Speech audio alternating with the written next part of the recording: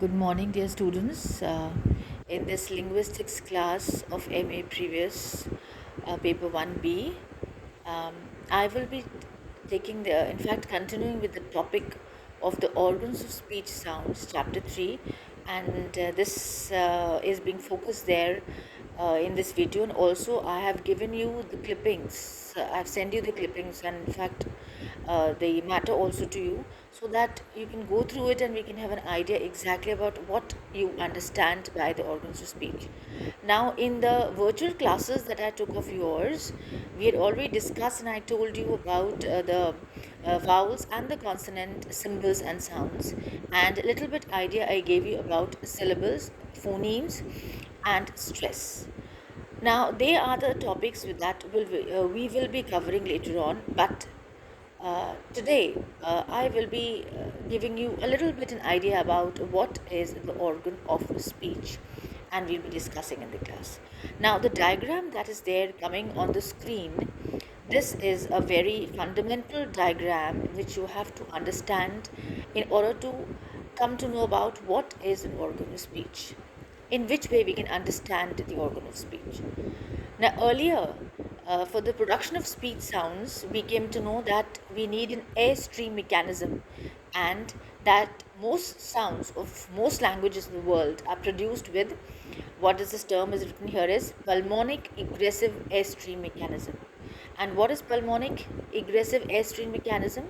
It is just that the air is passed by the lungs, passed through the ribs by the lungs. So this is what exactly the term is given to. There's nothing specific to worry about, but of course, in every language, in every sound that we emanate from our mouth, we are not only using our tongue and our lips, we are also using our breath. So this is the term, the technical name the term has been given. Now, the air that we breathe comes out of the lungs, of course, but it gets out into the outer atmosphere. So, how this the breath, comes out of the lungs, and how then it comes out of the mouth, and what all organs of the mouth it crosses, and how it is being able to make a proper sound or a proper word, and then how we can correlate all these words together to make a sensible word or a sensible meaning, so that we can convey what we want to say to the other person. So it appears to be very something which is very normal and natural, but if we go through this entire diagram that's there in front of you on the screen, you can easily understand that how much an effort and which organ of the uh, part of the body needs to be stressed, to be focused, to be understood, and how what role each and every organ of the mouth and the body, the upper part of the body, plays in emanating any kind of tiniest sound. Now, we have, let's come to the diagram. We have the nasal cavity, and this diagram is not a difficult one. I think if you practice it up, you just have to practice this diagram so that you can easily understand that, yeah, this is the way different kinds of organs are used for our speech. So, let's come to the nasal activity that we can already know this near the nose. Then we have the teeth ridge, that is the upper part of the teeth. Now, the diagram has been made of the nose uh, and the upper part of the teeth, that is the gums, the entire area, and the lower part of the teeth, and of course, the diagram goes to the throat.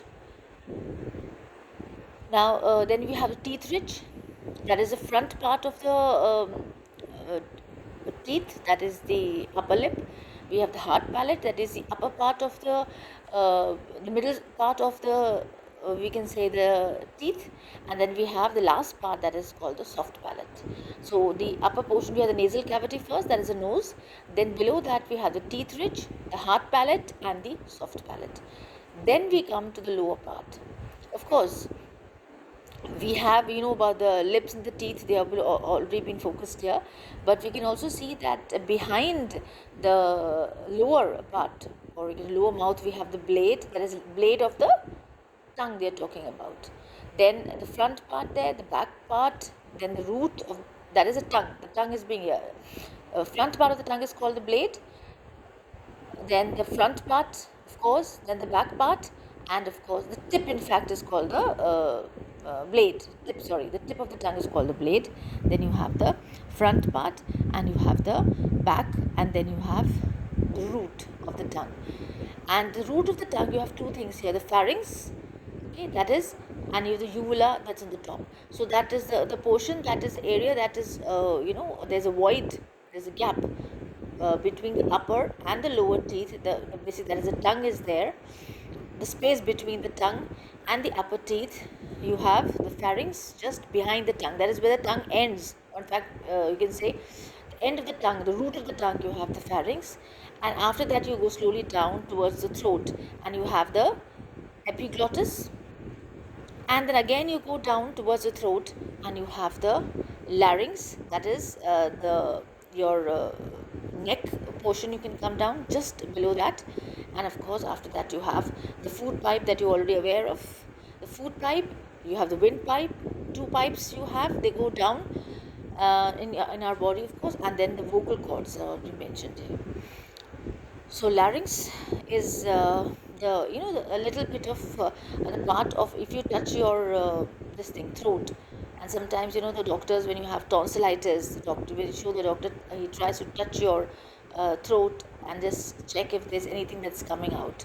So this is the kind of the thing that you can make it. Touch and see, you have the larynx here, and of course you have the vocal cords and the food pipe and the windpipe. So basically this is what the diagram need to be understood, and it's a very simple one. You have to remember and understand these terms and learn them, and then of course the focus or the position of these various organs of speech sounds could be learned, and this is the way you have to begin your diagram. If you get this question of organs of speech, you have to begin your answer with this diagram. Now we'll continue with the rest of this in the next class. Thank you so much.